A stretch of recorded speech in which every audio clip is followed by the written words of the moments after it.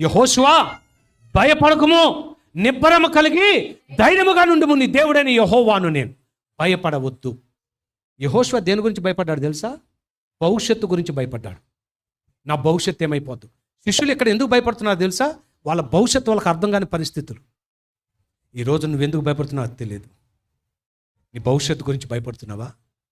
మా జీవితం ఎలా ఉంటుందో, మా బతుకు ఎలా ఉంటుందో, మా బిడ్డలు ఎలా ఉంటారో, వాళ్ళ భవిష్యత్తు ఎలా ఉంటుందో, ఉద్యోగం ఉంటుందో పోద్దో, బిడ్డకు పెళ్ళి అవుతుందో అవ్వదు, నేను ఉంటానో పోతాను, ఈ రోగం నన్ను ఏం చేస్తావు.